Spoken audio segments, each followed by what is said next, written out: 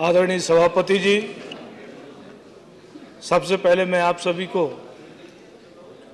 धन्यवाद देना चाहता हूं कि इस महत्वपूर्ण विषय पर जो ये बहस चल रही है, उस बहस में मुझे हिस्सा लेने का अवसर दिया है। माननीय सभापति जी, मैं संविधान संशोधन का जो ये विधेयक प्रस्तुत हुआ है, उसके पक्ष में बोलने के लिए खड़ा हुआ हूं।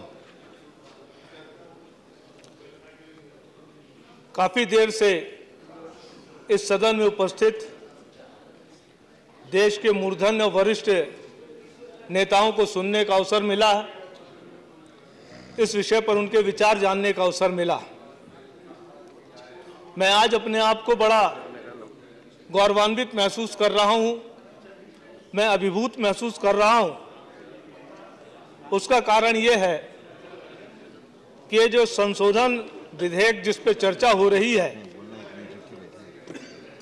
इस विधेयक पर अनेक दृष्टिकोणों से लोगों ने अपनी बात कही है। बात कहने का लहजा अलग अलग हो सकता है, लेकिन निष्कर्ष और निर्णय सबका एक ही है। सभी ने इस विधेयक का समर्थन किया है। ऐसे में महसूस करता हूं कि हमारा भारतीय लोकतंत्र, जिसके आज हम सब यहां पर हिस्सा बने हुए हैं, कितना परिपक्व और मजबूत है। सोचने का अंदाज अलग हो सकता है, बोलने का अंदाज अलग हो सकता है, लेकिन देश की जो भावना है, उस भावना को हम सब बड़े संवेदनशीलता के साथ ग्रहण करते हैं। इसलिए निष्कर्ष अंतिम में हम सभी का एक होता है। और जिस निष्कर्ष पे हम सब लोग पहुंचे हैं, जिस भावना के साथ हमने इस विधेयक का समर्थन किया है, उसके लिए मैं सभी दलों के लोगों को साधुवाद देता हूं, बधाई देता हूं, धन्यवाद देता हूं।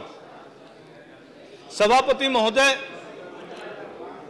इस लंबी बहस में आरक्षण के विभिन्न पहलुओं पर बहुत महती चर्चा की गई है। आरक्षण के इतिहास के संदर्भ में भी चर्चा की गई है। आरक्षण की शुरुआत कब हुई, कैसे हुई, क्यों हुई, इसके संदर्भ में भी बहुत अच्छी तरीके से बताया गया है।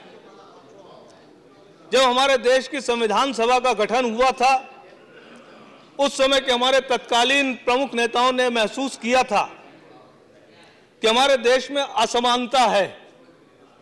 असमानता कई स्तर पर थी।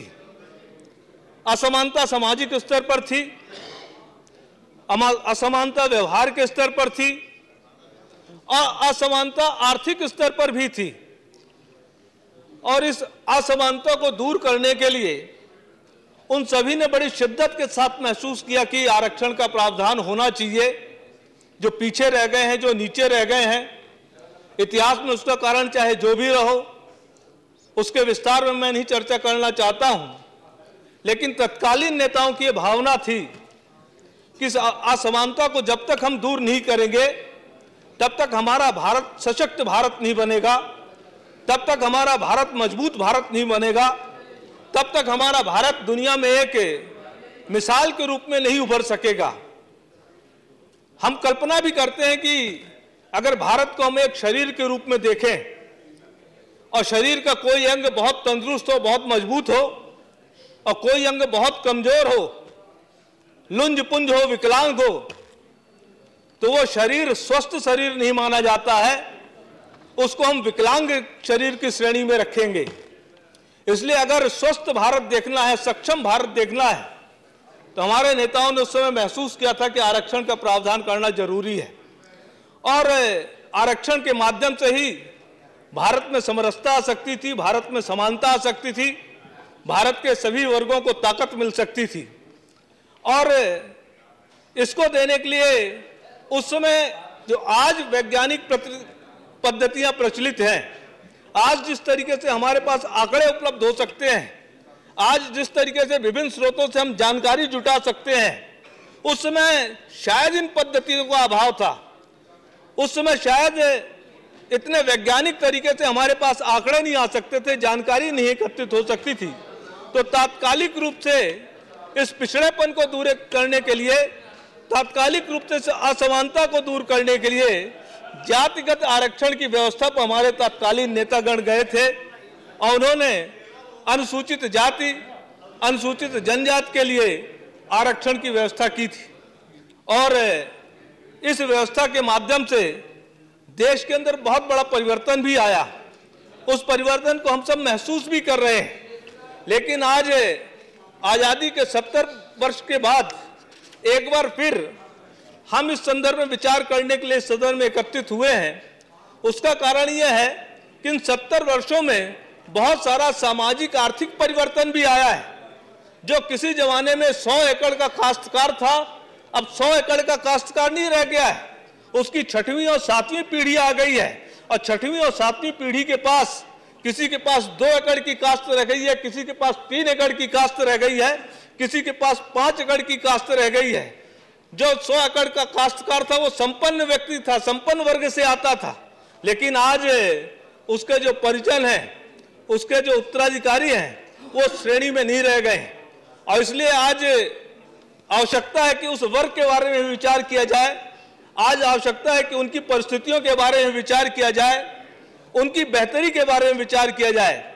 और मैं आदरणीय नरेंद्र मोदी जी की सरकार को बधाई देना चाहता हूं कि उन्होंने बहुत सामयिक निर्णय लिया है और उस परिस्थिति पर विचार करते हुए देश के ऐसे वर्ग को 10% आरक्षण देने का निर्णय लिया है। और उसके लिए हम आज इस संविधान संशोधन विधेयक पर चर्चा कर रहे हैं।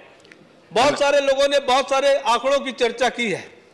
उस आंकड़ों की चर्चा करते हुए बहुत किंतु और परंतु लगाया है। लेकिन एक बात स्पष्ट है, चाहे 1946 हो और चाहे 2019 हो, दोनों ही समय पर सभी लोगों ने इस बात को बड़ी शिद्दत के साथ महसूस किया था कि लोगों को आगे लाने के लिए, लोगों को मजबूत करने के लिए, लोगों को ताकतवर बनाने के लिए आरक्षण एक सशक्त माध्यम है। उस समय भी आरक्षण की बात की गई थी और आज भी अगर नरेंद्र मोदी सरकार ये प्रावधान लेकर आई है तो इसी के कारण लेकर आई है। कई लोगों ने ये प्रश्न किया कि ये जो टाइमिंग है इसका लाने का, तो मैं अपने मित्रों से कहना चाहता हूं कि नरेंद्र मोदी सरकार पूरे 5 वर्ष के लिए आई है। उसमें महीना, 2 महीना, 3 महीने की बात नहीं होती है। क्या 3 महीने चुनाव में रह गए तो हम पूरे देश में अराजकता के लिए काम करना छोड़ दें? पूरे देश में अराजकता का वातावरण बन जाए? नरेंद्र मोदी सरकार 5 साल के लिए आई है, 5वें साल के अंतिम दिन तक काम करेगी और जो भी आवश्यकता है, देश हित में जो भी प्रश्न है, उन सारे प्रश्नों को हल करने के लिए पूरी सरकार और पूरी पार्टी हमेशा प्रयास करेगी। धन्यवाद, धन्यवाद। मैं 1 मिनट की और बात करते हुए अपनी बात समाप्त करूं। मैं एक बात और करना, हमारे विपक्षी साथियों ने बहुत सारे इस व्यवस्था पर प्रश्न चिन्ह लगाया कि आप कैसे दे पाएंगे, आप कैसे दे पाएंगे। उन्होंने बहुत सारे न्यायालय की व्यवस्था की बात की, लेकिन मैं आप सबको स्मरण दिलाना चाहता हूं कि चाहे इस पक्ष के हों चाहे उस पक्ष के हों, सभी ने अपने अपने मैनिफेस्टो में कहा है 2014 के लोकसभा चुनाव के कि हम आर्थिक आधार पर आरक्षण देंगे। तो मैं उनसे प्रश्न पूछना चाहता हूं कि जब आपको मालूम है कि नहीं दे सकते हैं, जैसा आप आज कह रहे हैं, तो 2014 में आप किसके लिए, किसको गुमराह कर रहे थे? क्या देश की जनता को गुमराह कर रहे थे? अगर 2000 आप अभी नहीं दे सकते तो 2014 में अपने मैनिफेस्टो में क्यों लिख दिया? इसलिए धन्यवाद। आपने अगर उस समय लिखा था, हमने भी लिखा था, तो हमको भी विश्वास था, आपको भी विश्वास था कि हम कोई बीच का रास्ता निकाल सकते हैं। और वो रास्ता हमारे प्रधानमंत्री जी ने, हमारी सरकार ने निकाला है इस संविधान संशोधन के माध्यम से। उपस्थित सदस्यों, आप सभी के बीच में मुझे अपनी बात कहने का अवसर मिला और बड़े शिद्दत के साथ, बड़ी धन्यवाद, मेरी बात सुनी, इसके लिए बहुत बहुत धन्यवाद।